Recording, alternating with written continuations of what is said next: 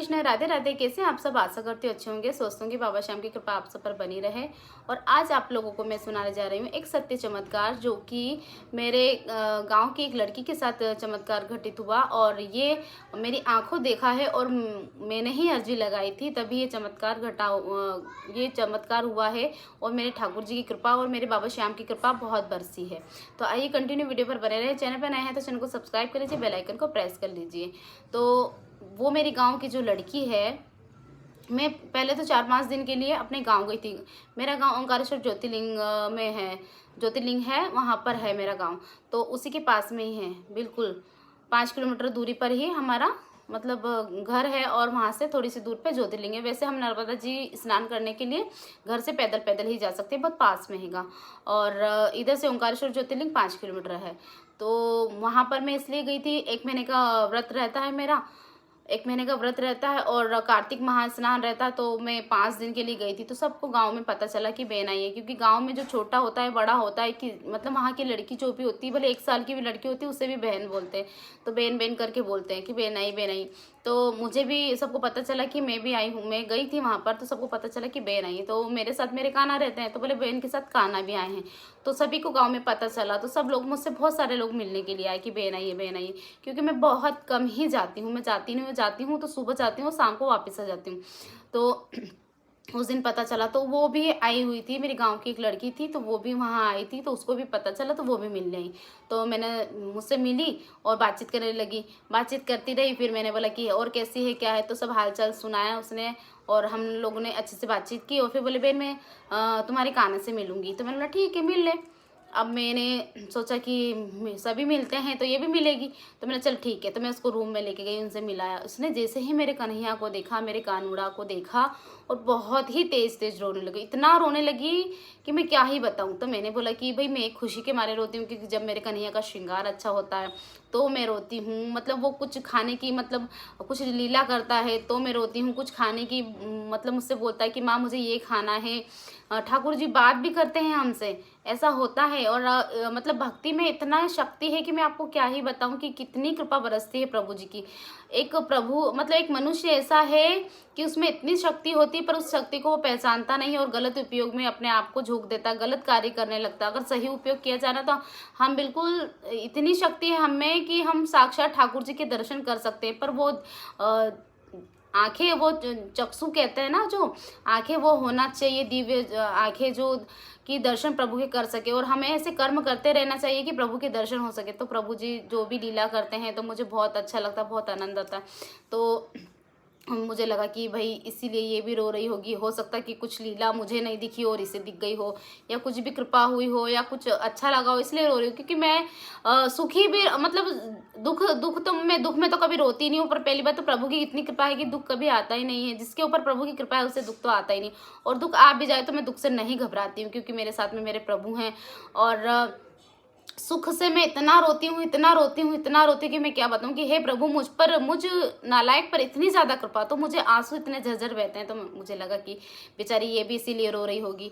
पर मुझे क्या पता कि ये किस लिए रो रही है। धीरे से मेरी भाभी ने मेरे कान में कहा कि ये है ना, इसलिए रो रही है कि इसके बच्चे नहीं हैं। तो मुझे बहुत वो लगा, बहुत बुरा लगा। कि मैंने बोला कि सीमा तू रो मत और चुप हो जा, और तुझे जो भी परेशानी, जो भी समस्या है, तू मुझे बता दे। और मैं अपने कान्हा से अर्जी लगा दूंगी, और तू भी इन्हें बोल दे। और ये बहरे नहीं सुनते हैं, साक्षात हैं। तुझे ये लग रहा है कि ये मूर्ति है, मतलब ये मूर्ति नहीं है, मेरे ठाकुर जी है और ये सुनते हैं। हम सुनते हैं ना, इसी प्रकार से सुनते हैं और सबकी बिगड़ी बनाते हैं। और तुझे जो भी चाहिए, जो भी परेशानी, तू इनसे बोल दे। उनने हाँ बोला। और फिर मुझे पता चला कि भाई 17 साल हो गए इसकी शादी को, इसको एक भी बच्चा नहीं है। तो मुझे बहुत बुरा लगा। और उसने, बेचारी ने, टेस्ट ट्यूब पे भी 3 बार करवा चुकी थी वो। और बहुत पैसा वेस्ट करने के बाद भी कोई फर्क नहीं पड़ रहा था, कुछ भी फायदा नहीं हो रहा था। और बेचारी रोती जा रही, रोती जा रही। मुझे ये बात पता चली तो मैंने फिर अपने कन्हैया से अर्जी लगाई। और फिर उसका नंबर, फ़ोन नंबर मैंने लिया और अपना फ़ोन नंबर उसे दिया। तो फिर बोलती कि दीदी मुझे है ना, ये आप इस पे व्हाट्सअप चलाते हो तो ये नंबर मुझे दे दो, तो मैं इनका फ़ोटो रोज़ देखती रहूँगी।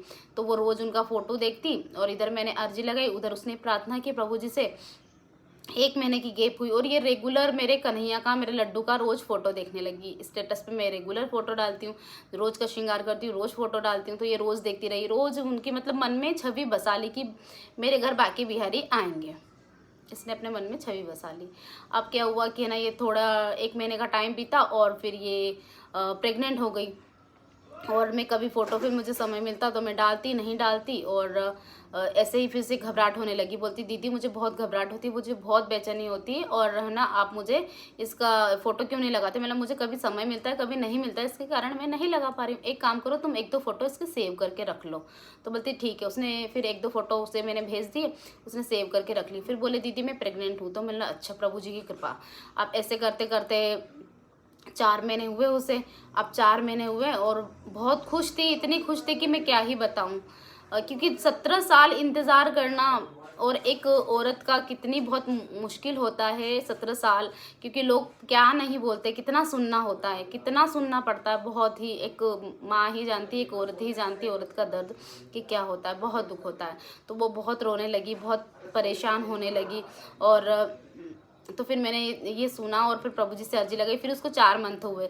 4 मंथ में क्या हुआ, उसके साथ दिक्कत हो गई कि उसे ब्लडिंग चालू हो गई। अब ब्लडिंग चालू हो गई और वो वहाँ से मतलब ओंकारेश्वर ज्योतिर्लिंग है, वहाँ से इंदौर 60-65 किलोमीटर के समथिंग है। वहाँ से बेचारी इतनी दूर आई, हॉस्पिटल में एडमिट हुई। तो डॉक्टर ने बोला कि बच्चे खराब हो गए हैं। तो फिर वो बहुत तेज़ तेज़ रोने लगी और फिर उनने वापस मेरे कन्हैया की फ़ोटो निकाली और रोने लगी कि ये क्या हुआ। और बस रोती रही और मतलब उसे, क्योंकि 17 साल में खुशी आने वाली थी और वही खुशी 4 महीने, मतलब उसे कि मतलब उसे बर्दाश्त नहीं हो रहा था कि वो करे तो करे क्या करे, कुछ समझ नहीं आ रहा था। और बेचारी रोती जा रही और कि अब मेरी खुशी भी मुझसे छीन रही है। 4 महीने थे मुझे और मेरे घर बच्चे आते, मतलब उसने मन में कितने सारा सब कुछ इंसान सोच लेता है। तो बस ऐसे ही करके रोती रही और उसे ध्यान आया उनका मेरे लड्डू का। तो उन्होंने मेरे कन्हैया की, मेरे लड्डू की फ़ोटो निकाली और उसे देखने लगी। देखती रही और सामने से पता नहीं एक बच्चा इतना सुंदर सा उसके निकल के गया। उसने मुझे बताया कि दीदी मेरे सामने से एक सुंदर सा, इतना प्यारा बच्चा सांवला सा निकल के गया। और मुझे फिर बस मैंने उसे देखा और मैं बेहोश हो गई और मुझे होश ही नहीं रहा। और जब मेरी आंखें खुली फिर डॉक्टर मुझसे मिलने आए। तो डॉक्टर ने बोला सब कुछ ठीक है, परेशान होने की ज़रूरत नहीं। पर वो बोले बच्चा आया कहाँ से था इतना सुंदर। और बस उसने मुझे देखा और देखते ही मेरी आंखें बंद हो गई, मुझे होश ही नहीं रहा। और वो बच्चा कौन था मुझे नहीं पता। इतना सुंदर, बोले सांवला सा बच्चा था, बहुत ही सुंदर बच्चा था।